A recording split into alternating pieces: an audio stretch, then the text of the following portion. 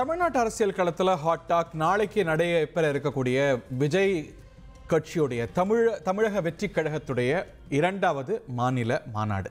இந்த மாநாடு என்ன சாதிக்க போகிறது அப்படிங்கிறது தான் இந்த விவாதத்துடைய பிரதான பேசுபொருள். முதல் மாநாடு வட மாவட்டத்தில் அப்படின்னா, ரெண்டாவது மாநாடு தென்னகத்துடைய மையமாக இருக்கக்கூடிய மதுரையில் பிரம்மாண்டமாக ஏற்பாடு செஞ்சுருக்கிறாங்க. இதில் மையமாக நம்ம பார்க்கறது, இது வரைக்கும் நம்ம நியூஸியாக பார்க்கறது, அறிஞர் அண்ணா, எம்ஜிஆர் இரண்டு பேருடைய படங்களும் அந்த மாநாட்டில் மின்னுது. கொள்கை தலைவர்கள்னு ஏற்கனவே அவர்கள் பிரகடனம் செய்தவர்களை தாண்டி இந்த மாநாட்டில் இடம்பெற்றக்கூடிய இந்த ரெண்டு படங்களும் நிறைய கேள்விகளை எழுப்புது. விஜயின் மதுரை மாநாடு சாதிக்க போவது என்ன என்ற தலைப்பில் விவாதிக்க இருக்கின்றோம். நம்முடைய பத்திரிகையாளர் திரு ஜுபேர் அவர்கள், திரு பெருமாள்மணி அரசியல் ஆய்வாளர் மற்றும் திரு காமேஷ் அவர்கள் மதுரையிலிருந்து இணைகிறார். என்ன காமேஷ், போய் பார்த்தீங்களா மாநாட்டு திடலாம்? பார்த்துருப்பீங்களே. ஃபுல்லாக பார்த்தேன் சார். எல்லா கட்சியும் மாநாடு நடத்துறாங்க, மதுரை பார்க்காத மாநாடு என்ன? அப்படி இல்லை சார், அங்கே இருக்கிற மக்களோட வைப்புன்னு ஒன்று இருக்குல்ல, மாநாட்டு அன்னைக்கு வரத்துக்கே மக்கள் யோசிக்கிற இடத்துல. வணக்கம் சார். தாமதமாக வருதுன்னு நினைக்கிறேன், தொடர்ந்து பேசுங்க. மாநாடுக்கு அன்னைக்கு கூட்டிகிட்டு வரத்துக்கே காசை கொடுத்து கூட்டிகிட்டு வர இடத்துல இருக்கிற கட்சிகளுக்கு நடுவில் ஒரு திருவிழாவாக கொண்டாடி மக்கள் அந்த இடத்த பார்க்குறாங்க. அது ஒரு என்ன சொல்லணும், என் மண்ணில் நடக்க போகும் ஒரு மாபெரும் ஒரு உண்மை திருவிழா, ஒரு உண்மை மாநாடுன்னு சொல்லலாம். எடுக்கும்போதே நான் எடுத்து வைக்கிறதுக்கு விரும்புகிறேன். முதல்ல இந்த டைட்டில் கொடுத்ததுக்கே தந்தி டிவிக்கு நான் மனமார்ந்த நன்றிகளை தெரிவிச்சுக்கிறேன். ஸோ இந்த மாநாடு என்ன சாதிக்க போகுதுன்னு கேட்டிங்க இல்லையா, ஒரு மிக அருமையான ஒரு டைட்டில். ஏன் சொல்கிறேன் அப்படின்னா, விஜயண்ணா, அதாவது என்னன்றி கொன்றார்க்கும் ஓய்வுண்டாம் ஓய்வில்லை, சென்றன்றி கொன்ற மரக்குன்னு வள்ளுவனோட வாக்குக்கு ஏற்ப இந்த தமிழ்நாடே விஜயண்ணாவை தலையில் தூக்கி வச்சு கொண்டாடுற அளவுக்கு ஒரு மாபெரும் தன்னோட தொழிலில் சினிமா நடிகனாக, உச்ச நடிகனாக வச்சு கொண்டாடின இடத்துல இந்த மக்களுக்கு திருப்பி கொண்டு செய்கிறார் இல்லையா, அந்த நல்ல உள்ளம். இது ஏன் அப்படின்னா, இன்று திசை மாறிக்கொண்டு திரிந்து கொண்டிருக்கும் இளைஞர்களை ஒரு அரசியல் வழிமுறைப்படுத்த, மக்கள் சேவை செய்ய, இப்படிப்பட்ட ஒரு விஷயத்துக்குள்ளே கொண்டு வருது சாதாரண விஷயம் இல்லை. இதெல்லாம் ஒரு தலைவனால் மட்டும்தான் முடியும். அந்த தலைவனை நம்புகிற ஒரு கூட்டத்தை, என் ரசிகர்களை, என் தோழர்களை நான் அரசியல் வயப்படுத்தி இந்த சமுதாயத்துக்கு ஒரு மாற்றாக கொண்டு வருவேன்னு சொல்கிறதே ஒரு மிகப்பெரிய முதல் சாதனையாக நான் பார்க்குறேன். அது மட்டும் இல்லை, அங்கே வர ஆட்கள் கிட்ட நாங்கள் பேசுகிறோம். கலந்த 4-5 நாட்களாக நான் களத்தில் தான் இருக்கோம். எல்லார்கிட்டையுமே ஒரு பாசிட்டிவ் வைப் இருக்குது. மக்கள்கிட்ட ஒரு சந்தோஷத்தை பார்க்குறோம். கவலையை மறந்து அப்படி நின்று பார்த்துட்டு அதுக்குள்ள அந்த வைப்ரேஷனோடய வைப்ரேஷனோடய போறாங்க ஒரு சந்தோஷமாக. முன்னாள் சட்டமன்ற உறுப்பினர் இணைந்திருக்கிறார். வைபெல்லாம் தெரியுமா? எந்த மாநாட்டில் மக்கள் இப்படி வைப் பண்ணியிருக்கிறாங்க திரு தனியரசு? இல்லையா, இப்போ எங்கள் காமேஷ் இப்போ விஜய் பேசாததை, விஜய் கட்சியில் இருக்கிற ரசிகர்கள் பேசாததை, தமிழ்நாட்டு மக்கள் பேசாததை எல்லாம் விஜய்க்கு பெரிய அளவில் மக்கள் ஆதரவு மாநாட்டுக்கு போயிருக்கிறாரு, பரவசம் அடைஞ்சிருக்கிறாரு, இந்த திடலை பார்த்திருக்கிறாரு, இந்த பிரம்மாண்டத்தை பார்த்திருக்கிறாரு, இன்னைக்கே போறதை பார்த்திருக்கிறாரு, வைப் ஆயிருக்கிறாரு. உங்களுக்கு எல்லாம் எங்க புரிய போகுது வைப்? அதுதான் இப்போ எங்கள் தமிழ்நாட்டிலேயே விஜய் கட்சியை அல்லது விஜயை தலைவராக ஏற்றுக்கொண்டு பரவசம் அடைகிற ஒரே முதல் மனிதன் எங்கள் காமேஷ் தான். அப்போ நீங்கள் இந்த விஜய் அல்லது தமிழக வெற்றி கழகம் ஒரு இரண்டாவது மாநாட்டை நடத்துகிறது. ஏற்கனவே நடத்திய ஒரு முதலாவது மாநாடு, அந்த மாநாட்டுக்கு இடையில் இத்தனை மாதங்கள் தமிழக வெற்றி கழகம் தமிழ்நாட்டு மக்களுக்கு என்ன இதுவரை சாதித்தது, என்ன போராட்டத்தை களத்தில் நின்று நடத்தியது இல்லையா? இப்போ இவ்வளவு விமர்சனங்களை நான் கடுமையாக வைத்த பொழுது கூட இன்னைக்கு ஸ்ரீவில்லிபுத்தூரில் ஒரு அழகான மாணவன் இந்த மாநாட்டுக்கான ஃப்ளெக்ஸ் அதாவது விளம்பர பதாகையை வைக்கிற பொழுது அதில் பாதிக்கப்பட்டு இன்றைக்கி தம்பி இறந்து போயிருக்கிற அந்த குடும்ப கதறதை நான் பார்க்குறேன். அப்போ தமிழக வெற்றி கழகத்தின் மாநாடு நாளைக்கு ஒரு வெற்றியை தருகிற செய்திக்காக அவர்கள் களத்தில் நிற்கிறாங்கன்னா, ஒரு மாணவன் தன் இன்னுயிரை இழந்திருக்கிறாருன்னா, அப்போ நீங்கள் தமிழக வெற்றி கழகத்தினுடைய தலைவர் அந்த மாணவனுடைய இறப்பு அந்த குடும்பத்துக்கு போய் ஆறுதல் சொல்லாமல் மாநாட்டுக்கு பார்க்குறாருன்னா, இப்போ இவர் எப்படி மனிதாபிமானமாக இருப்பார்? அந்த தொண்டனுக்கு எப்படி இவர் இப்போ அப்படியே பரவசமடைகிறாங்கன்னு எங்கள் காமேஷ் சொல்கிறதுக்கும், இவர் பரவசமடைகிறதா இருந்தால் ஸ்ரீவில்லிபுத்தூரில் தனக்காக உழைத்த ஒரு களத்தில் நின்று போராடின மாநாட்டு பணியில் ஈடுபட்ட ஒரு அன்பு மாணவன், அந்த குழந்தை பெற்றோர்கள், அந்த உற்றார் உறவினர்கள் கதறி அழுகிற பொழுது அங்கே போகாமல் இங்கே மாநாட்டுக்கு வர்றாரு.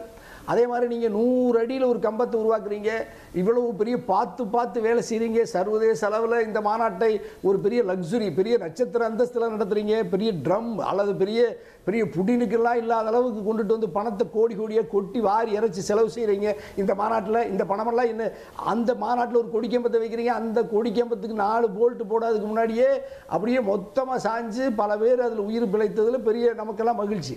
அதில் போய் ஒரு வாகனம் அடிபட்டு கிடக்கு. அப்போ நீ எல்லாமே அபசகுணமாக இருக்குது. அதாவது நீங்கள் வந்து மாநாட்டினுடைய கொடிக்கம்பமே சாய்ந்து விழுகிறத நீங்கள் நாடே பார்க்குது. மாநாட்டின் பதாகையை ஏந்தி ஒரு மாணவன் வருகிறான், உயிரை இழக்கிறான். அப்போ உங்கள்கிட்ட என்ன ஒழுங்கு இருக்குது? நீங்கள் என்ன தொண்டர்களுக்கு கற்றுத்தர்றீங்க? இப்போ மாநாட்டு திடல் இல்லை, மாநாட்டின் கொடிமரமே சாய்ந்து விழுகிற அளவுக்கு உங்கள்கிட்ட ஒரு ஒழுங்கு இல்லை, உங்கள்கிட்ட ஒரு பயிற்சி இல்லை. அப்போ நீங்கள் போய் இப்போ இது என்ன மாநாடு நடத்தி இப்போ உயிர்களை இழக்கிறதுக்கும் இப்படியெல்லாம் பெரிய நெருக்கடிகளை சந்திக்கிறதுக்கு, மக்களுக்கு துன்பத்தை துயரத்தை தருவதற்கு தமிழக வெற்றி கழகம் எதுக்காக மாநாடு நடத்தணும்? அதாவது இந்த மாநாடு நடத்துறதாகவே வச்சுக்குவோம். இந்த மாநாடு இந்த மாதிரி பிரச்சனைகள் மற்ற கட்சி மாநாட்டை நம்ம பார்த்ததே இல்லையா? எங்கேயும் நடக்கக்கூடாது, இதுவரைக்கும் இல்லவே இல்லையா? ஒரே கொடிமரம் 100 அடியில் ஒரு கொடிமரத்தை எப்போவாது ஏதாவது ஒரே ஒரு கட்சியினுடைய இந்தியா முழுக்க உலகம் முழுக்க இப்படி ஒரு நீங்கள் இந்த காட்சியில் பார்த்தீங்க, நம்ம தொலைக்காட்சியில் தான் நான் பார்த்தேன். தமிழ்நாட்டில் புகழ்பெற்ற நம்முடைய தந்தி தொலைக்காட்சியில் தான் அந்த காட்சியை பார்க்குறேன். மயிரலையில் தெய்வாதீனமாக அந்த தம்பிகள்லாம் நிர்வாகிகள் தப்பிக்கிறத பார்க்குறேன். அப்போ நீங்கள் அந்த குடும்ப கதறி அழுகிறத பார்க்குறேன். நான் இதுக்கு முன்னாடி எந்த இடத்துலையும் நான் இது மாதிரியெல்லாம் பார்க்கலையே. அப்படின்னா நீங்கள் என்ன தொண்டர்களுக்கு ஒழுங்கு தர்றீங்க, என்ன பயிற்சி தர்றீங்க? அப்போ தமிழக வெற்றி கழகத்தில் இணைந்தால் தமிழக வெற்றி கழகத்துக்கு மாநாட்டுக்கு போனால் உயிருக்கு ஆபத்து இல்லை, ஒழுங்கு இல்லை, தண்ணீர் இல்லை, மருத்துவ வசதி இல்லை, ஆம்புலன்ஸ் இல்லை. 2016 நீங்கள் சட்டமன்ற உறுப்பினரான தேர்தல் ஜெயலலிதா பிரச்சாரத்துக்கு வந்தாங்க, எத்தனை பேர் இறந்தாங்க அப்போ? அல்லையா, இப்போ எத்தனை இப்போ இல்லை அப்படியெல்லாம் நீங்கள் மாநாட்டு திடல்ல இப்படி கொடிமரமோ அல்லது மாநாட்டு திடல்ல நீங்கெல்லாம் சட்டமன்ற வேட்பாளரா இருக்கும்போது ஜெயலலிதா உங்களுக்கெல்லாம் பிரச்சாரம் பண்ணும்போது ஆங்காங்க பல பகுதிகளில் உயிரிழந்தாங்க. எந்த உயிரிழப்பையும் நம்ம நியாயப்படுத்தக்கூடாது, அதை நம்ம சேர்த்தே பதிவு செய்யணும். காமேஷ் பதில் சொல்ல விரும்பினீங்க? இல்லை அண்ணா தனியரசன நீங்க எப்ப திடீர்னு மாறினு புரியல. ஒரு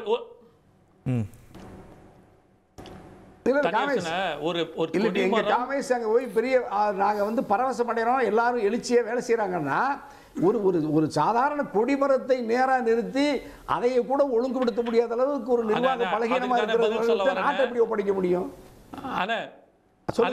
அந்த கொடிமரம் நடும்போது பக்கத்துல நின்று பார்த்தவன்னா அதுதான் நான் சொல்ல வரேன். இதை வந்து அதாவது நீங்க என்னன்னா ஒரு கொடிமரமே சாய்ந்து அபசகனம்ன்றீங்க. ஆனா நீங்க எப்படி வந்து ஒரு பகுத்தறிவு பத்தி பேசுறீங்க, ஒரு இதை பத்தி பேசுறீங்க? இது ஒரு அபசகனமா? இதை நான் சொல்றேன் வந்து கண் திருஷ்டின்னு சொல்றேன். மக்கள் மொழியில பேசுறீங்களா? இது வந்து பட்ட கண் திருஷ்டிகள் இல்ல அதை தான் சொல்றேன்ல. நீங்க வந்து இதை வந்து ஃபர்ஸ்ட் அதை வந்து சொன்னதே தவறான ஒரு விஷயமா பாக்குறேன். ஏன்னா இது வந்து ஒரு கொடிமரம் வந்து அபசகனமா பாக்குறேன் நீங்க எப்படி சொல்வீங்க? அப்ப நீங்க பெரியாரை வந்து சொன்ன பகுத்தறிவு பகலவன் சொல்லிட்டு அந்த கட்சியோட கூட்டணியில இருக்கிற வந்து எப்படி நான் அவங்கள பாக்குறது? அப்ப பேச்சு வந்து நிறைய வீடியோ பார்த்தோமே. இல்ல சார், தேங்காய் வச்சு சுத்துற வீடியோ வந்து கண்ணுக்கு நேரா ஓம வளர்க்கிற வீடியோ அதெல்லாம் பெரியார் வழியில வருதா, கொள்கை தலைவர் வழியில வருதா? இல்ல சார் கரெக்ட். நீங்க அது முதல் மாநாட்டிலேயே ரொம்ப தெளிவா சொல்லிட்டாரு. பெரியாரோட எல்லா சிந்தனையும் எடுத்துக்கிறோம், உடனே நீங்க கடவுள் மறுப்புன்னு முதல்ல ஆரம்பிப்பீங்க, அதை மட்டும் விலகுகிறோம், அது அந்த தனி மனிதனோட விருப்பத்துக்கு ஏற்ப விட்டுறோம்னு விஜய் ஒரு விருப்பம் இருக்க கூடாதா, நம்பிக்கை இருக்க கூடாதா? இல்ல அததான் நான் சொல்றேன். அவர் சொல்ல கூடாது. அத இல்ல இப்ப இவர யார் சொல்லினாலும் பரவாயில்ல. நீங்க தான் பூமி பூஜை போட்டீங்க, நீங்க தான் இறைவனை நம்பி அந்த மாநாட்டை இறைவனுடைய வாழ்த்துக்களோடு பூமி பூஜை போட்டு தான் மாநாட்டை துவங்குறீங்க. அப்ப இறைவனும் உங்களுக்கு நீங்க பூமி பூஜை போட்டு இறைவனை வணங்கி அந்த மாநாட்டை துவங்குறீங்க, இறைவனும் உங்களுக்கு துணையா இல்லைங்கிற நீங்க இப்படி பாக்குறீங்க. நீங்க சொல்லும்போது என்ன சொல்றீங்க? தண்ணீர் இல்லை, மருத்துவ வசதி இல்லை, அவ்வளவு கஷ்டம்னு சொல்லிட்டு இருக்கீங்க. நீங்க இந்த இடத்துல வந்து நான் கடந்த 6 நாளாக இருக்கிறோம், இப்படிப்பட்ட ஒரு மாநாடு எங்கேயுமே, அதாவது ஒரு 20,000 பேர் வந்தாலே அது ஒரு வெற்றி மாநாடு, 20,000 மக்கள் வந்தாலே அது ஒரு வெற்றி மாநாடு கொண்டாடுற கட்சிகளுக்கு நடுவில் 20,000 வாலண்டியர்ஸை வச்சு ஒர்க் பண்ணிட்டு இருக்காங்க. இங்க சரிங்களா? இப்ப நீங்க சொன்னீங்க இல்லையா, இப்ப சார் கூட கேட்கும்போது சென்ற முறை நடந்த மாநாட்டில் நடந்த சிறு சிறு தவறுகள் கஷ்டங்களை இந்த வாட்டி இன்னும் பெட்டரா பண்ணியிருக்காங்கன்ற போது, போன தடவை நடந்த சில விஷயம் என்னன்னா, மக்களுக்கு தண்ணீர் கொடுக்க முடியல, அது இந்த வாட்டி ட்ரோன் மூலமா கொடுக்குறோம். அது மட்டும் இல்லாம ஒரு ஆர்ஓ வாட்டர் பிளான்ட் போட்டு ஒரு லைன் கொடுத்து ஒரு பாக்ஸுக்கும் ஒரு 90 பாக்ஸ், ஒரு பாக்ஸுக்கு 2000 பேர் உட்கார்ற இடத்துல வாலண்டியர்ஸ் வச்சு அவங்க உட்கார்ந்த இடத்துல தண்ணி கொண்டு போய் கொடுக்குற அளவுக்கு கொண்டு வந்திருக்கோம். வேற எந்த கட்சியும் செய்வாங்க? தனியரசு முடிச்சிருங்க, நான் மற்றவங்கள்ட்டையும் போறேன். ஓகே, 1500 மெடிக்கல் ட்ரோன்ல யாருங்க கொடுத்தாங்க இதுக்கு முன்னாடி தண்ணி? கிட்டத்தட்ட சாப்பாடோட அதுதான் போன வாட்டி வந்து என்ன நினைக்கிறாங்க ஐயா, இப்ப இத வந்து மக்கள் வந்து இந்த வாட்டி ஆகாம இருக்க 13 லட்சம் glucose, Tata glucose water bottle கொண்டு வந்து கொடுக்குறாங்க. ஒன்னொன்னையும் பார்த்து செய்யறோம். அது மட்டும் இல்லாம பஸ் தனியா போக ஒரு ட்ராக், இது அப்படின்ற வேன் தனியா போக ஒரு லேனு, கார் தனியா போக ஒரு லேனு, 4 பக்கமும் பிரிச்சு சென்னையில தனியரசு முடிச்சாங்க, நான் மற்றவங்கள்ட்டையும் போனேன். சார் ஒரு அரசாங்கம் கூட செய்ய முடியாததை, ஒரு அரசாங்கம் கூட செய்ய முடியாததை ஒரு தனி மனிதனாக கட்சி செய்து கொண்டிருக்கிறது. இல்லையா, இப்ப இந்தியாவிலேயே பெரிய பணக்கார கட்சி தமிழக வெற்றி கழகம், பெரிய பணக்கார தலைவர் விஜய். அப்ப பணக்கார கட்சி விஜய் என்ன பண்ணிருக்காங்க? பெரிய குழந்தைகள் வர்றாங்க, பெரியவர்கள் வர்றாங்க, ஒரு மனிதனோட தனி உழைப்புன ஆனா தனியரசு போற போக்கு அடிச்சு சொல்றாரு. ஒரு தனி மனிதனோட உழைப்பு, அவரோட காசு. இந்தியாவிலேயே பணக்கார கட்சின்னு சொல்றீங்க, நடத்துறீங்க. ஓகே, அந்த பஞ்சாயத்துக்கு ஒரு பக்கம். இப்ப நீங்க ட்ரோன்ல தண்ணி எந்த மாநாட்டில் கொடுத்தாங்க? கும்பமேளாவில் எங்க யோகி ஆதித்யநாத் ஐயாவே தர முடியல, எங்க மோடி ஐயாவே காசியில தர முடியல. ஆனா எங்க விஜய் தமிழக வெற்றி கழகத்துல தர்றாருன்னா பெரிய பணக்கார தலைவர். மக்கள் மேல இருக்கிற பரிவு எண்ணம், பணம் இருக்குது, மக்கள் மேல இருக்கிற அன்பு, அதுதான் தலைவனுக்கு அதுதான் தேவை. பணம் முக்கியம் இல்ல, இறைச்சி தமிழ்நாட்டு மக்களை நீங்க வசீகரிக்கிறதுக்கு நீங்க இந்த மாதிரி ஒரு லக்ஸுரியா ஒரு செய்தி காட்டுறீங்க. ஓகே, ரைட், பரவாயில்ல, நீங்க நல்லா செய்யுங்க. நாளைக்கு எல்லாருக்கும் ஆறாறு பிரியாணி கொடுங்க. என்னை நம்பி வரும் மக்கள் கஷ்டப்படக்கூடாதுன்னு நினைச்சா போதும். அதுதான் தேவையே தவிர அங்க பணமோ மத்த விஷயம் முக்கியம் இல்ல. ரைட், நான் ஒன்னு எலக்ட்ரோ பால்ஸ் போட்டு 950 கோடி பணம் வாங்கல. நான் உங்க அண்ணா கிட்ட சொல்லி, உங்க விஜய் அண்ணா கிட்ட சொல்லி ஏசி மாட்டிருக்கேங்கிறேன். நான் நாளைக்கு வர்ற 2 லட்சம் பேருக்கு ஏசி மாட்டுங்க சொல்லுவார். இன்னும் மக்கள் பொறுமையா இருந்து தலைவருடைய பேச்ச கேட்பாங்க. அவங்ககிட்ட என்ன பணம் இல்லாம இருக்கு? நீங்க நினைச்சா 2 லட்சம் அவ்வளவு வர மாட்டாங்களா? நீங்க 1000 ஏக்கரா சொல்றீங்க ஐயா, இல்லையா? 1000 ஏக்கராவில் ஒரு மாநாடுங்கன்னு சொல்றீங்க, ஒரு 20,000 வாலண்டரிஸ் சொல்றீங்க, இவ்வளவு ட்ரோன் சொல்றீங்க, பவுன்சரே 500 பேர் சொல்றீங்க. யார் உலகத்தில் பாஜக இன்னைக்கு இந்தியாவை ஆள்ற பாஜகவே மாநாடு நடத்துறதுக்கு இவ்வளவு செலவு செய்யல? இவ்வளவு லக்ஸுரியா கொட்டி பணத்தை கோடி கணக்கில் வாரி இறைக்கிறதுக்கு உங்களுக்கு எங்க இருந்து பணம் வந்துச்சு? இந்த பணம் எல்லாம் யாரு தர்றா? இதெல்லாம் நீங்க ஏழைகளுக்கு நீங்க தொண்டு செய்ய கட்சியாது அப்படின்னு பேசுறாங்க. நான் மற்றவங்கள்ட்டே போனோம். திரு பெருமாள்மணி, இதுல கவனிக்கப்பட வேண்டிய இன்னொரு விஷயம், இந்த மாநாட்டில் அண்ணாவையும் எம்ஜிஆரையும் முகப்பில் வச்சிருக்கிறாங்க. அதுல என்ன குறியீடு இருக்குன்னு நினைக்கிறீங்க? இல்லை, அது முன்னாடியே எம்ஜிஆரே சொன்னார் இல்லையா, காமராஜர் என் தலைவர், அண்ணா என் வழிகாட்டி, தமிழ்நாடு அண்ணாயிசம் என் கொள்கை, அண்ணாயிசம் என் கொள்கை. தமிழ்நாட்டில் ஒரு மிக முக்கியமான ஒரு மாற்றம் எங்கே வந்ததுன்னா, காமராஜரிடமிருந்து ஐயா எம்ஜிஆர் அவர்கள் அண்ணாவிடம் வந்த அந்த புள்ளி இருக்குல்ல, அப்படி அவர் கதர் உடுத்தி ருத்ராட்சம் அணிந்து, ஏன்னா ஐயா கலைஞரே வந்து அவரை முதல் முறையாக சந்தித்த போது ஐயா எம்ஜிஆர் எப்படி இருந்தாருங்கிறத விவரிக்கிற போது சொல்கிறார், அவர் கதராடை அணிந்திருந்தார், ருத்ராட்சம் அணிந்திருந்தார். அப்படி இருந்த ஒரு காங்கிரசினுடைய ஒரு பற்றாளராக இருந்த ஐயா எம்ஜிஆர் அவர்கள் அண்ணாவை நோக்கி திரும்பியது தான் தமிழக அரசியலினுடைய போக்கையே மாற்றியது. இப்போ இவர் என்ன பண்ணுகிறார், ஐயா விஜய் அவர்கள் முதல்ல வந்து சித்தாந்த தளத்தை தெளிவுபடுத்தி விட்டார். அதில் ஐயா பெரியார், அவர் மிக முக்கியமாக ஐயா அம்பேத்கர், ஐயா காமராஜர், இவர்களையெல்லாம் முன்னிறுத்தி விட்டார். ஆனால் களத்திற்கு வருகிற பொழுது தமிழ்நாட்டினுடைய நவீன அரசியலை வடிவமைத்த மாடர்ன் பொலிட்டிக்கல் ஆர்கிடெக்ட் என்று தமிழ்நாட்டின் பிதாமகனாக இருக்கக்கூடிய அண்ணாவின் கையை பிடித்து கொண்டு வருகிறார். கொள்கை தலைவர்களை இவங்களே வச்சிருக்கலாமே, வைக்கல? இல்ல, அதான் அந்த சித்தாந்த தளத்திலிருந்து களத்துக்கு வர்ற ஒரு இடம் இருக்குல்ல.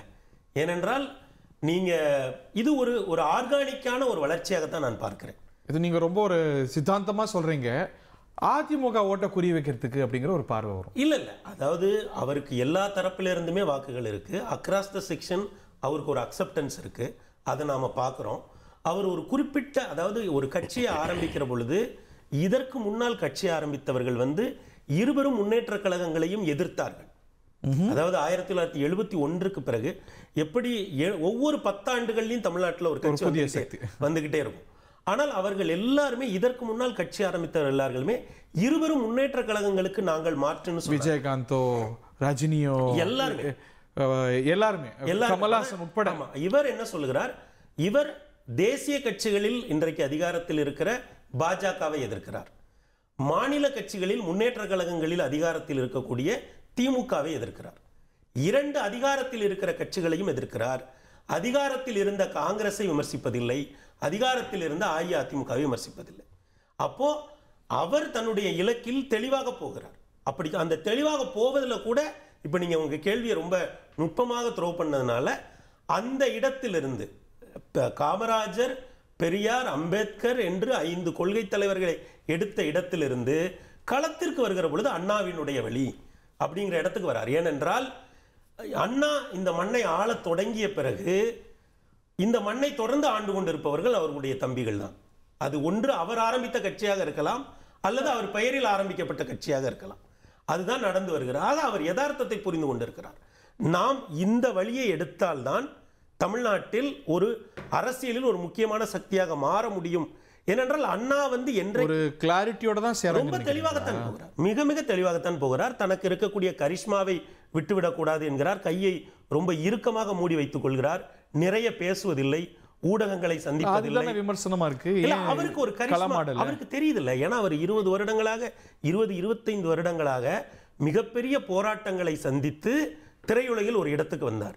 அப்போ பொதுவாகவே திரைத்துறையிலிருந்து அரசியலுக்கு வருகிறவர்களுக்கு ஊடகங்களை கையாள்வதில் மக்களிடம் எப்போது தன்னுடைய நாவல்ட்டியை இன்டாக்டா வச்சிருக்கணும், நம்ம நிறைய எக்ஸ்போஸ் ஆகக்கூடாது. என் கணிப்பு சரியாக இருந்தால் அவர் பிப்ரவரி வரைக்குமே இப்படிதான் இருப்பார்.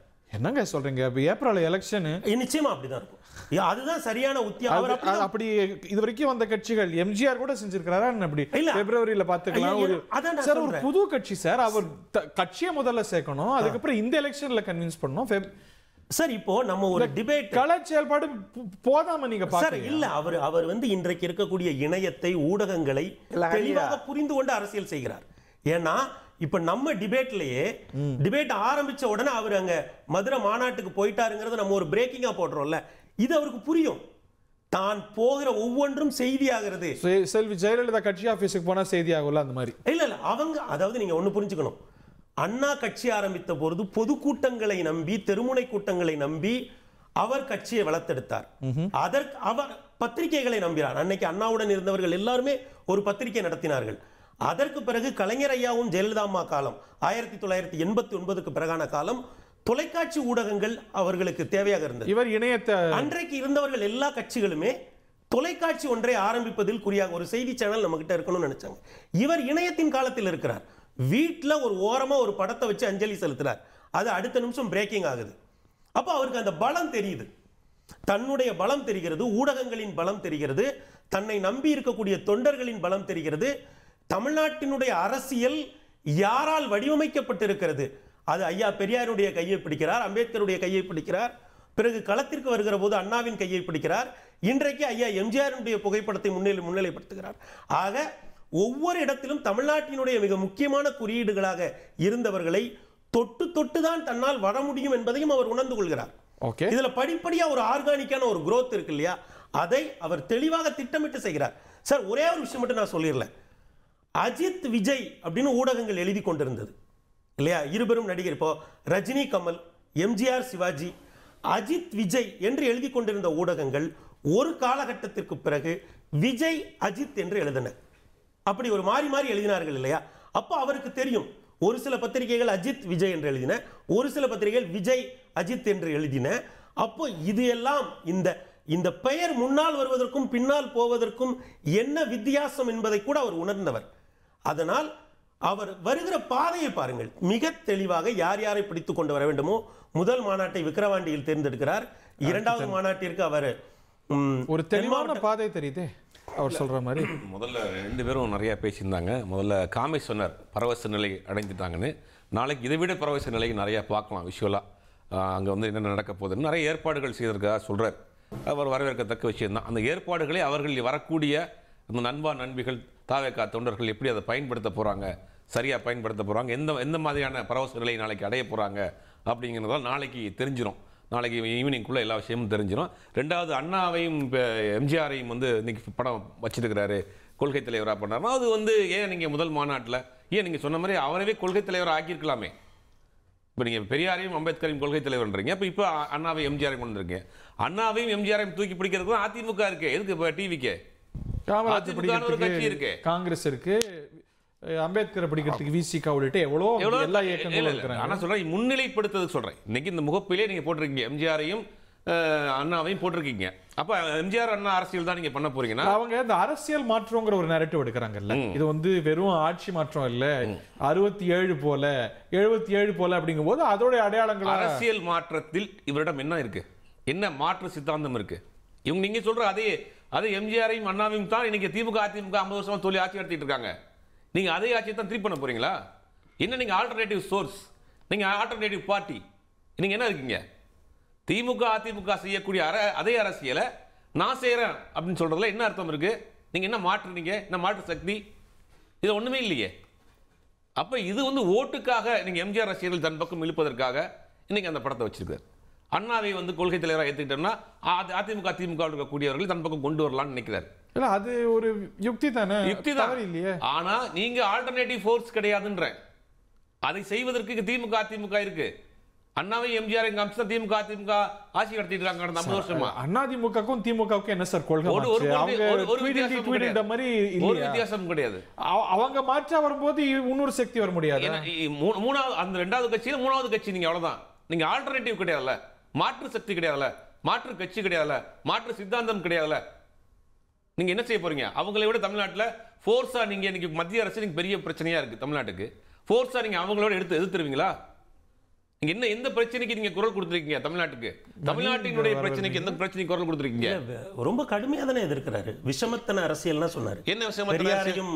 அந்த திருப்பரங்குன்றம் மாநாடு பத்தி பேசுகிற பொழுது உங்களுடைய உள்துறை அமைச்சர் அமித்ஷா பேசுறாரு. சார் விசமத்தன பத்தி என்ன பேசிருக்காரு இது வரைக்கும்? அதாவது உள்துறை அமைச்சர் அமித்ஷா பேசுறாரு. உங்களுக்கு தெரியாது இல்லனே, அவர் எங்க ரியாக்ட் பண்ணிருக்காரோ நம்ம அதை தான் டீகோட். சார் சீமான் பேசினார்ல சார், இங்க பேசினா மதுரை மாநாட்டுல பேசினா விஷமத்தனமானது, சீமான் பேசினது ஒரு 1-2 மாசம் ஓடிச்சு. அடுத்தே சொல்லி நான் தான் சொல்றேன், ஒரு தலைவர் ரியாக்ட் பண்ற இடங்களை தான் நம்ம வந்து எடுக்கணும். இப்ப நான் வந்து ஏன் இதுக்கு ரியாக்ட் பண்ணல, அண்ணன் வந்து அரசியல் எல்லாரும் ரியாக்ட் பண்ணணும். அவர் ரியாக்ட் பண்ற இடங்கள் கடுமையா ரியாக்ட் பண்றாரு. சினிமா கிடையாது, பாசிச சக்தின்னு சொல்றாரு. எதையா பிஜேபி தமிழ்நாடு தலைவி ஒரு பெரிய ஆர்ப்பாட்ட போராட்டத்தை டிவிக்கு நடத்திருக்காங்க சார். நம்ம துண்ட தூக்கி அவர் தோல்ல போடக்கூடாது சார். நீங்க தானே ஆல்டர்னேட்டிவ் சோர்ஸ் இருக்கீங்க. திமுக பிஜேபி ஒரு சித்தாந்த ரீதியான எதிரின்றீங்க. சித்தாந்த ரீதியான எதிரியான பாஜகவை எதிர்த்து தாவேகா எந்த ஆர்ப்பாட்டம் நடத்திருக்கு? அவர் மாநிலத்திலே கட்சி ஆரம்பிச்சு 1.5 வருஷம் ஆச்சு சார். அதான் சார், நீங்க ஏன் அவசரப்படுறீங்க? அவருக்கு தெரியும் எப்ப பண்ண போறீங்க சார். அவரோட நோக்கம் வந்து ஆர்ப்பாட்டம் பண்ணுவதோ போராட்டம் பண்றதோ சரி, தேர்தல்ல வெற்றி பெற்று முதலமைச்சர் ஆவது. அப்ப அவருக்கு ஒரு கரிஷ்மா இருக்கு, அந்த கரிஷ்மாவை தான் அவர் ப்ளே பண்ணுவாரு. he is playing close to his chest. நீங்க ஏன் வந்து இப்பவே ஆர்ப்பாட்டம் பண்ணு, இப்பவே போராட்டம் பண்ணு, இப்பவே களத்துக்கு வாங்க, இப்பவே பீக் அவுட் ஆக கூடாது? ஏன்னா இப்போ வந்து கடைசியில தேர்தல் நேரத்துல தான் ஒரு ஹீரோ. ஆமா ஆமா சார். சார் நீங்க உண்மைதான் சார், தினம்தோறும் ஒரு ஹீரோ இன்ட்ரோடக்ஷன் முடிஞ்சிருக்கு. இது இன்டர்வலுக்கு முன்னாடி உள்ள பிரேக் தான் இந்த இரண்டாவது மாநாடு. இன்னும் ப்ரீ கிளைமாக்ஸ் இருக்கு. சைஸ் ஆஃப் இட் பாருங்க, ஸ்கேல் ஆஃப் இட் பாருங்க. விக்கிரவாண்டியிலே அந்த மாநாட்டோடைய மேக்னிடியூட் சைஸ்ங்கிறது வியக்க வைக்கிற மாதிரி தான் இருந்தது. இந்த மாநாடு அதை விட பெருசா ஆர்கனைஸ் பண்ணியிருக்கிறாங்க.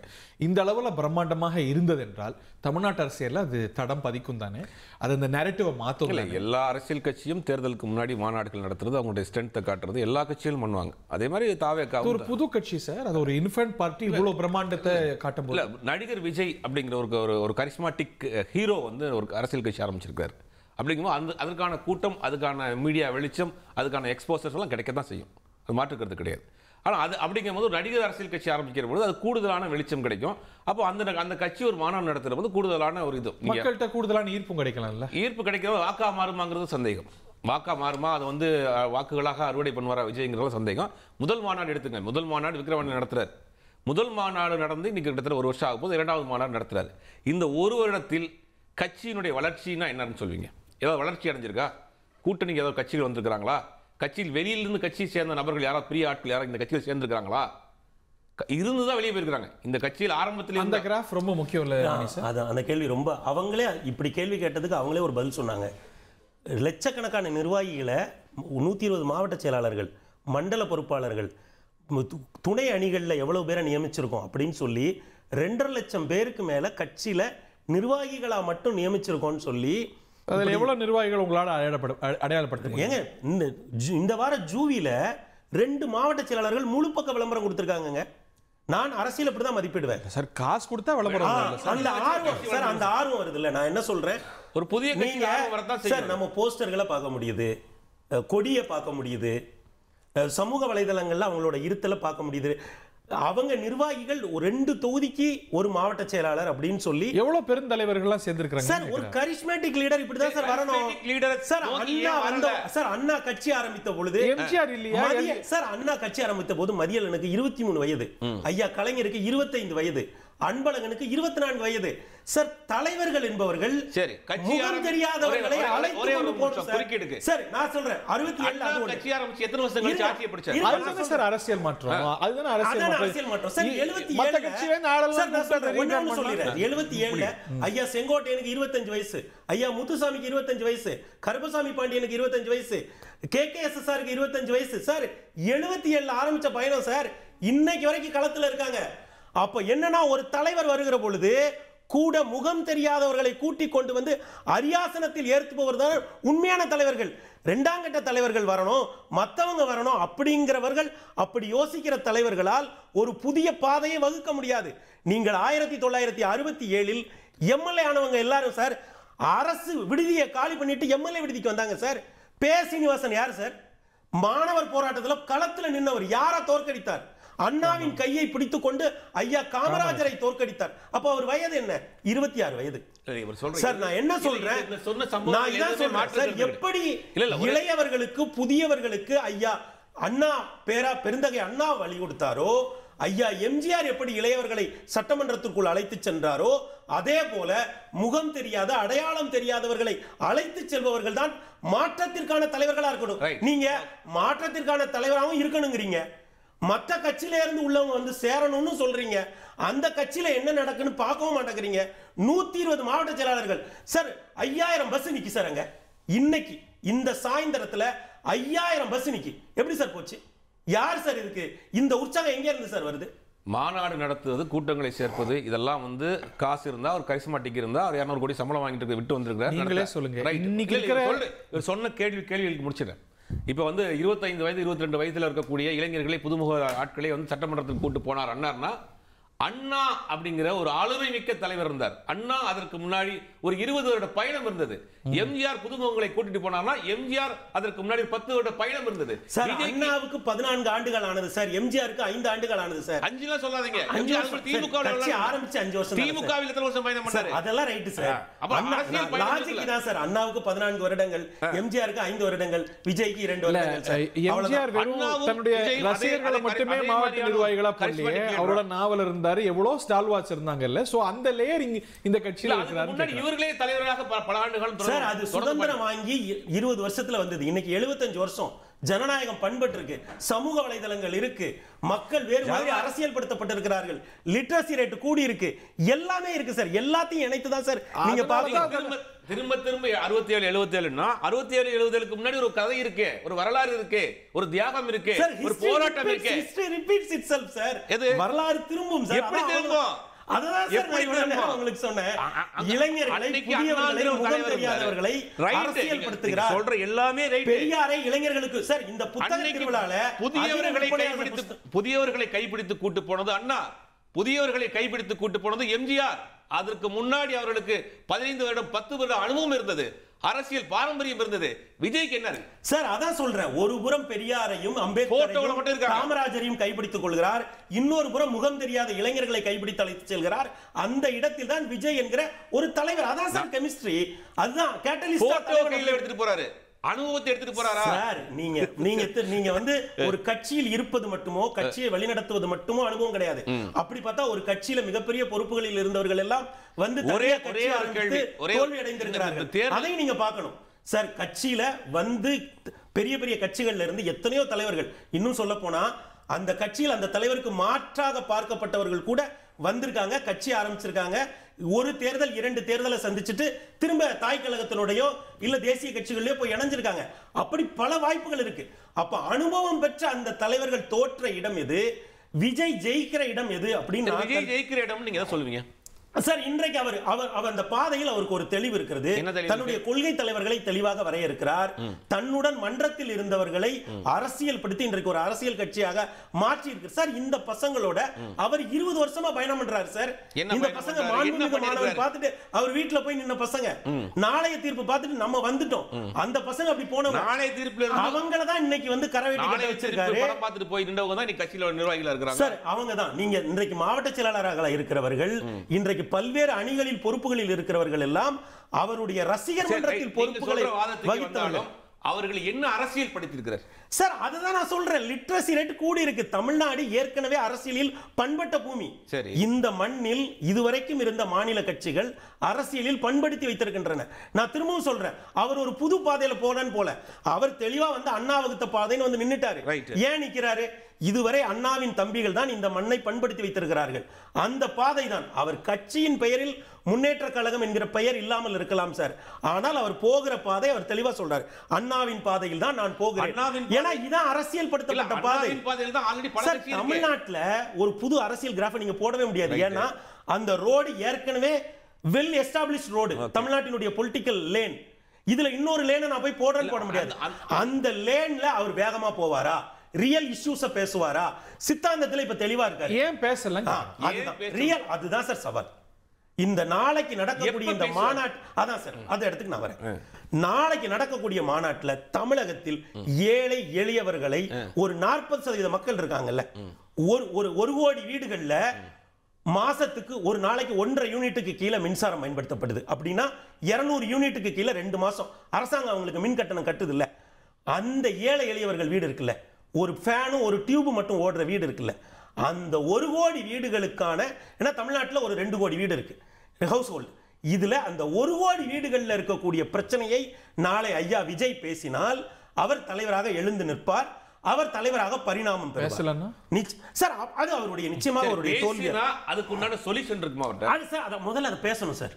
தமிழ்நாட்டினுடைய ரியல் இஷ்யூஸ் பேசினாலே பெரிய சார். ஏன்னா இன்றைக்கு வந்து தமிழ்நாட்டினுடைய ரியல் இஷ்யூஸ்ல பல கட்சிகள் கனத்த மௌனத்தை காக்கிறார்கள். ஏன் எதிர்க்கட்சியாக இன்னைக்கு அதிமுக பெரிய அளவுல பெர்ஃபார்ம் பண்ணிட்டு இருக்கு சார்? தமிழ்நாட்டினுடைய ஆதாரமான இல்ல சார், அதாவது என்னன்னா 2016 21 இந்த 2 தேர்தலுமே இஷ்யூலெஸ் இஷ்யூஸ், நேரடியாக மக்களை பாதிக்கக்கூடிய பிரச்சனைகளை பற்றி பேசாமல் தான் தேர்தல் நடைபெற்றிருக்கு. சொல்லுவீங்க சார் தலைவர்கள் பேசணும் சார்.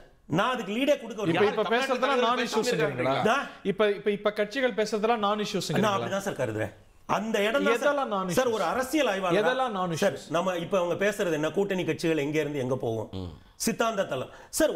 நான் சொல்றேன்ல சார், ஒரு நாளைக்கு இந்த 1 கோடி வீட்டுக்கு அரசாங்கம் மின்சாரம் கட்டுதுல சார், அவன் வீட்டுல ஒரு பிரச்சனை இருக்குல்ல, நாம பார்க்காத ஒரு பிரச்சனை இருக்குல்ல, ஏன்னா மின்சார பயன்பாடுங்கிறது ஒருவருடைய வாழ்க்கை தரத்தை தீர்மானிக்கக்கூடிய 100 யூனிட் மின்சாரம் அரசாங்கம். அதான் சார் அந்த 100 யூனிட் பயன்படுத்துற வீடு இருக்குல்ல சார், 2 மாதத்துக்கு 100 வீடு பயன்படுத்துற வீடு, அது 1 கோடி வீடு சார். அரசாங்கம் 1000 ரூபாய் கொடுக்குறாங்களே இல்ல சார், அந்த 1 கோடி வீடு 1000 ரூபாய் வாங்குறாங்கல்ல சார், அந்த 1 கோடி வீடுகளுக்குள்ள ஒரு 4 கோடி ஓட்டு இருக்கா சார். அந்த 4 கோடி பேரோட பிரச்சனை என்ன?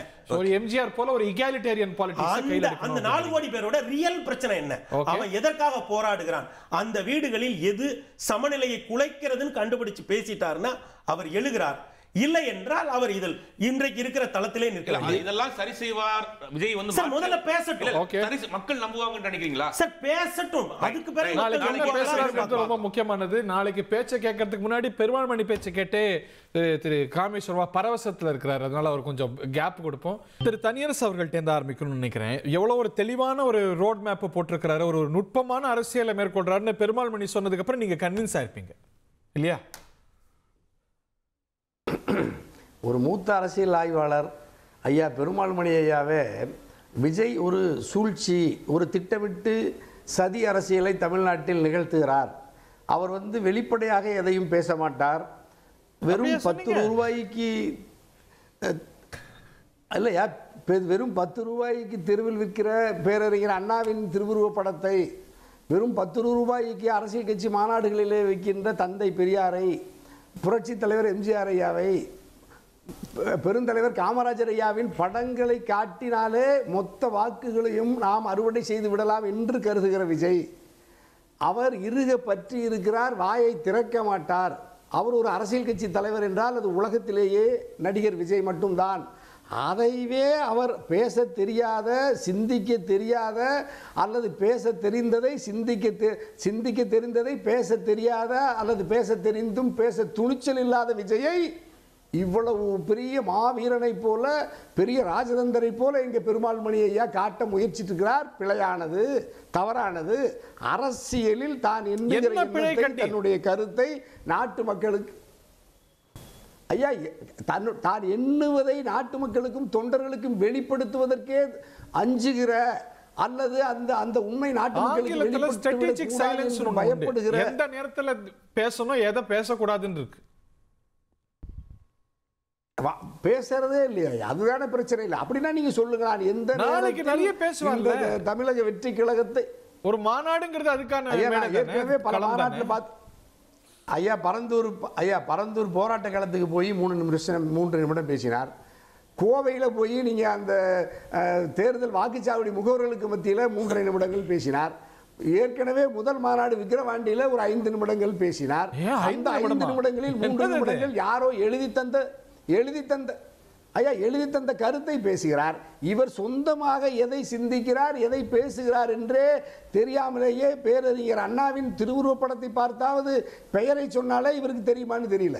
இவர்தான் தந்தை பெரியார், இவர்தான் பேரறிஞர் அண்ணா, இவர்தான் அண்ணல் அம்பேத்கர், இவர்தான் புரட்சி தலைவர்ங்கிறதையே யாராவது சொல்லித்தர வேண்டியதாக இருக்கிற ஒரு விஜயை, ஒரு மிகப்பெரிய யானையை போல, மகானை போல தமிழ்நாட்டிலேயே மிகப்பெரிய மாற்றத்தை இவர்தான் தரப்போகிறார் என்றால், ஒரு நாள் கூட தன்னுடைய அரசியல் எதற்கான அரசியல்வாதி விஜய் என்று இதுவரை யாராலையும் யூகிக்க முடியாத விஜய், அதை எங்க பெருமாள் பிரதானமான விமர்சனம். காமேஷ் நீங்க எதிர்கொள்ளுங்க. காமேஷ் இருக்கிறீங்களா? திரு காமேஷ் எதிர்கொள்ளுங்க. அவருடைய அரசியல் செயல்பாடு பத்துமா, இனியாவது தீவிரப்படுமா அப்படிங்கிறது தான் கேள்வி. அவர் பாருங்க, ஒரு 4-5 நிகழ்ச்சி அவர் பேசிய நிகழ்ச்சியே கடந்த சில மாதங்கள்ல ஒரு சில நிகழ்ச்சிகள்ல அவர் விரல் விட்டு என்றார். இனியாவது தீவிரப்படுமா விஜயோடைய அரசியல்? அதாவது நீங்க கேட்ட எல்லா கேள்விக்கும் பதில் சொல்ல முடியும். முதல்ல நான் ஷபீர் சாரோட கேள்விக்கு முதல்ல பதில் சொல்லிடுறேன். ஜுபேர் சார் அவரை முதல் மாநாட்டிலேயே அண்ணாவையும் எம்ஜிஆரையும் கொள்கை தலைவராக சொல்லியிருக்கலாமே, இப்பவே வச்சிருக்காருன்னாரு. முதல்ல அவர் கொள்கை தலைவராக சொல்லவில்லை. 67லும் 77லும் நடந்தது வரலாறு திரும்புகிறதுன்றதை மக்களுக்கு சுற்றி காட்டுகிறார். அதனால் நடக்கவே நடக்காது அப்படின்னு சில பேர் பேசிட்டு இருக்கீங்கல்ல, இது நடக்கும், நடத்த முடியும் அப்படின்றது தான் அவர் சொல்லி காட்டுறார். ரெண்டாவது, தனியார் சொன்னார் பேசவே தெரில எதுவுமே பேசல அப்படின்ட்டுன்னு. ஆனால் அவர் போன மாநாட்டில் 46 நிமிஷம் 32 நொடிகள் பேசியிருக்காரு. 3 நிமிஷம் பேசலன்னு. பரந்தூர் விமான நிலையத்துக்கு போனதுக்கு பிரச்சனைக்கு இல்ல தேவைப்படுது சார். ஏன்னா இந்த மாதிரி ஆட்களுக்கு நாங்க டேட்டாவோட சொல்ல வேண்டிய ஒரு சூழ்நிலை இருக்கு சார், வேற வழி இல்ல. ஏன்னா பேசியே நாட்டை கெடுத்தி ஊழல் பண்ணி கொள்ளடிச்ச கூட்டத்துக்கிட்ட பேசாம ஒரு தலைவன் செய்யறான் பாத்தீங்களா, அதுதான் நாங்க எதிர்பார்க்கிறோம், அதுதான் எங்களுக்கு தேவைப்படுது. அப்புறம் சபீர் சார் சொன்னாரு, நீங்க என்ன போராட்டத்தில் வந்தாருன்னு சொல்றாங்க. அப்போ ஒரு தமிழகத்தில் ஒரு அரசாங்கத்தை எதிர்த்து போராடி கொண்டு இருக்கிறார்கள் என்றால் அந்த அரசாங்கம் எவ்வளவு கேவலமான அரசாங்கமாக இருக்கிறதுன்றதுக்கு இது ஒரு சுட்டிக்காட்டு. எல்லா காலத்திலும் ஜனநாயக நடைமுறை. போராட்டத்தை கொச்சப்படுத்தல, நான் போராட்டத்தை கொச்சப்படுத்தல. மறுபடியும் சொல்றேன், போராட்டத்தை திராவிட முன்னேற்ற கழகத்துக்கு எதிராக, பாரதிய ஜனதா கட்சியினுடைய மத்திய அரசுக்கு எதிராக, ஒன்றிய அரசுக்கு எதிராக தமிழக வெற்றி கழகம் எந்த போராட்டத்தை நடத்தியது? ஒரு போராட்டத்தை சொல்லுங்க. ஆனா நீங்க பேசும்போது நான் பார்த்துட்டு தானே இருந்தேன். நான் பேசும்போது என்ன பேச விடுங்க. உங்க எல்லா கேள்வியும் பதில் சொல்றேன். அதான் சொல்றேன். நாங்க என்ன சொல்றோம்னா, ரொம்ப தெளிவாக அவர் முதல் மாநாட்டிலே சொன்னாரு, 3 கொள்கையை நான் எடுத்து வச்சிருக்கேன். அதுல முக்கிய பிரதானமாக வாழ வீடு, வயிற்றுக்கு சோறு, வருமானத்துக்கேத்த வேலை, இததாங்க அடிப்படையான அரசியல். இந்த அரசியலை நான் கொடுத்துறேன்னாரு. ரெண்டாவது இன்னொரு பாயிண்ட், இப்ப நீங்க ஒரு அவர்கள் அப்படி அப்ப என்ன 1 கோடி பேர் வறுமை கோட்டுக்கு கீழே இருந்து 1000 ரூபாய் பணம் வாங்கிட்டு இருக்கீங்க. ஏன் வாங்குறீங்க? 65 வருஷம் திராவிட அரசியல்ல இன்னும் வறுமை கோட்டை கீழே இருந்து 1000 ரூபாய் பணத்தை வாங்கி கொண்டு இருக்கிறார்கள். அப்ப கிட்டத்தட்ட ஒரு நாளைக்கு 33 ரூபாய். அது 21ல நீங்க கொடுத்தீங்க. இன்னைக்கு இன்ஃப்ளேஷன் ரேட் போட்டீங்கன்னா 5% எடுத்து வச்சீங்கன்னா அது 24 ரூபாய்க்கு வருது ஒரு நாளைக்கு. ஒரு அதாவது என்னன்னா ஒரு மகளிரால ஒரு நாளைக்கு 24 ரூபாய் கூட பணம் இல்லாத அளவுக்கு இருக்கிற ஒரு மக்களை வைத்துக் கொண்டிருக்கும் அரசாங்கம் தான் இந்த 60 வருஷமா நடந்துட்டு இருக்கு. அப்பதான் அடுத்து அப்படிதான் சொல்ல முடியும். பெருமாளையாவும் நீங்களும் சொன்ன மாதிரி ஏழைகளா ஒரு பேர் இருக்கிறதே விஜய்னாலயா? அந்த அப்ப உங்க சினிமா படத்தை பாக்குறதுக்கு 1000 ரூபாய்க்கு டிக்கெட் வாங்கினா ஏழையா தான் 1 கோடி பேர் இருக்க முடியும். ஐயோ விஜய் தான் பத்தி பேசிட்டு இருக்கேன். நீங்க சொல்றத பார்த்தா மாசம் விஜய் என்ன படம் ரிலீஸ் ஆகிற மாதிரியும் அந்த படம் அவருக்கு போற மாதிரி பேசிட்டு இருக்கீங்க. அதெல்லாம் கிடையாது. அது ஒரு உழைப்புனால வந்தது. அதை விட்டுருங்க. நீங்க உங்க கிட்ட இருக்கிறது ஒரே ஒரு பாயிண்ட் தான். அவர் நடிகர் சொல்லிட்டு இருக்கீங்க. அந்த நடிகருக்கும் என்னால பதில் சொல்ல முடியும். ஆனா அதுக்கு முன்னாடி சில இது சொல்லணும். என்ன போராட்டம் கண்டாரு, சமுதாயத்துல மக்களுக்கு என்ன ஒரு இது கொடுத்தாருனால. ஹரி சார், ஒரே ஒரு விஷயம், நீங்க முடிஞ்சா தந்தி டிவி ஒரு சர்வே எடுங்க. இன்று அரசியல் சாக்கடை, அரசியல் வேண்டாம், நோ ஐ ஹேட் பாலிடிக்ஸ் சொன்ன மக்கள் கிட்ட 5 முதல் 10 நிமிடம் ஒரு நாளைக்கு அரசியலை கூர்ந்து கவனிக்கக்கூடிய, அது எந்த ஏஜா இருக்கட்டும் மக்கள், நான் 15 வயசுல இருந்து ஆரம்பிச்சு 70 வயசு வரைக்கும் மக்கள் கிட்டையும் சரி, மகளிர் கிட்டையும் சரி, வீட்டில் உட்கார்ந்து சீரியல் பார்த்திருந்த பெண்கள் கிட்டையும் சரி, இன்று 5 முதல் 10% கரண்ட் அஃபேர்ஸ், அரசியலில் என்ன நடக்கிறது, யார் எதை செய்கிறார்கள், விஜய் அண்ணா என்ன செய்யறாரு, எடப்பாடி என்ன செய்யறாரு, ஸ்டாலின் என்ன செய்யறாருன்றதை உத்து கவனிக்கக்கூடிய ஒரு சமுதாய சிந்தனையை உருவாக்கி இருக்கிறதே முதல் படியான வெற்றி.